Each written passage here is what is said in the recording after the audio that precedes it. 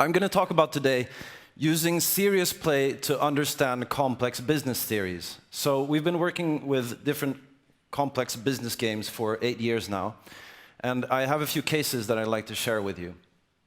But first, a little bit about us. So as was mentioned, we deliver these types of games. We do a lot of serious games. We do a lot of games for fun also. We have delivered games primarily in Scandinavia for over 600,000 people, and we are now looking at expanding in Europe. Who is this on the picture? Anyone? Homer Simpson, well done. Where does Homer Simpson work? Power plant, very well done. What is Homer Simpson's boss called? Who said Burns? All right, there you go. Oh, I missed you. All right. Mr. Burns. Now, why am I talking about Homer Simpson and Mr. Burns? Well, in Mr. Burns' power plant, Mr. Burns has a number of strategic priorities. Often there are 5 of them. And he wants to reach these strategic priorities in order to be evil and earn money. Now, do you think Homer knows about these strategic priorities? Probably not, no. Communication there doesn't work. Homer doesn't care very much. However, this topic of understanding strategic priorities, that the top bosses know them, and other bosses and people lower down in the organization maybe don't, MIT Sloan, that's MIT, Massachusetts Institute of Technology, their business unit Sloan wanted to check whether or not people lower down in the organization understood strategic priorities or not. So they went ahead and did this huge study with 850 American corporations, 2,500 mid-managers, so not the people in the way bottom and not the people in the way top, but the big chunk in the middle. And they wanted to check how many of these managers know of the top strategic priorities. And of course, the people on the top have been communicating this through emails. Sorry, could I have the clock, please? Great. So they've been communicating these strategic priorities through emails and town hall meetings and so forth. My question to you is, and I have the second Twix here, how many in percent of these 2,000 or 8,000, what was it now? 2,500 managers, how many percent of those knew 0? Not a single one could name them. 8.7, that's not right. Anyone else? 14, 16, 13, up, 14, up, 16, further up, 30, further, come on. 80, no, lower. Okay, I'm keeping this. It's 45. It's 45%. This is great communication because I know so much about avocado. When I buy avocado, I go in and I feel it, I play around with it, I check every single one, and then I eat it afterwards, and it's good or it's bad. And you know what I mean? You have this relationship with avocado because that's an experience, right? And good communication is an experience. This was written by Wired magazine when they looked at something called active learning. And to describe active learning, they wrote this. Take 20 seconds to read it.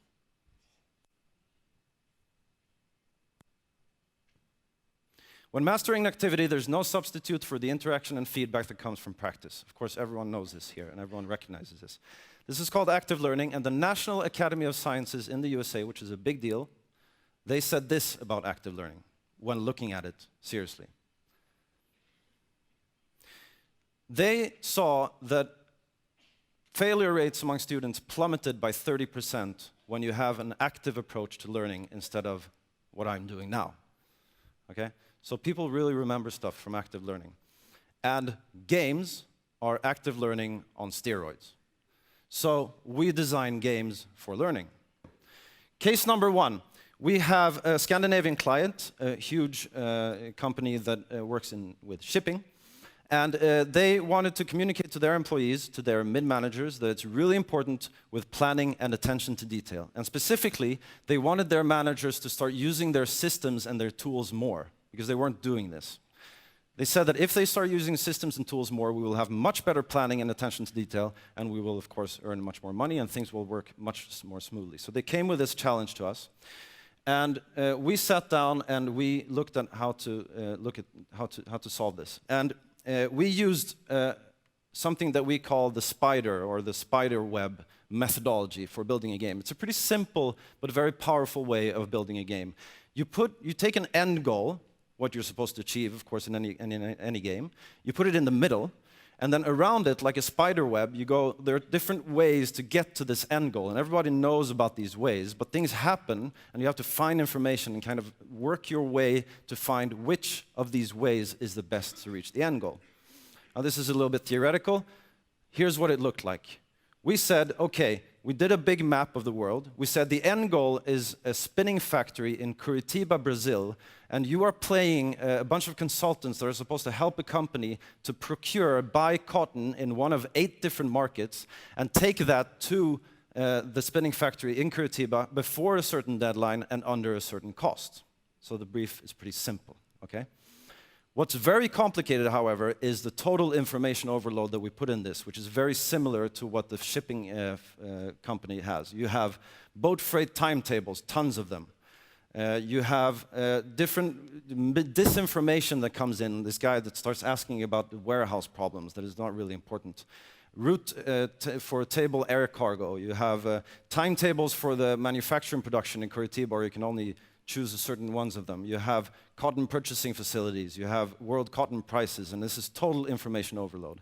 And so the groups start working on this. Typically we work in conferences, but also we do this in offices, and they are given a computer tablet and all this information, and they're supposed to find the best way there. It's quite mathematical. We use tabs, so we call this game Deadline, and here you see it comes in disinformation, special mission. Your purchasing manager, Jim, is on site in Brazil. He needs you to help with a short task, and the whole point is you're not supposed to help Jim because there's too much to think of, right? And they play this game, and all this disinformation comes in, and there's like these breaking news, trade wars, so they shut down this place, and one boat sinks, and an airplane cargo terminal breaks down, and so tons of stuff happens. And it's a lot of fun. And it really highlights how important it is to plan and have attention to detail. What this client could do afterwards was that after this experience, which took 1 to 2 hours approximately, they could refer to this game all the time. If you use the systems, this won't work. If you use the system, it will work. And take help of all these tools. So it really helped them understand better. And this game specifically, we have sold to, I think, more than 100, 150 times after that for similar challenges in companies. These games take us approximately, when we do bespoke games, they take us approximately 200 to 300 hours to build. It's a lot of work. That means also that we don't build very many of these, actually. We do more of simpler stuff. We are, as I said in the beginning, we are looking to expand in Europe. We are giving exclusive area rights of what we do to people in large cities across Europe. And if you help us find someone, we offer a substantial bonus.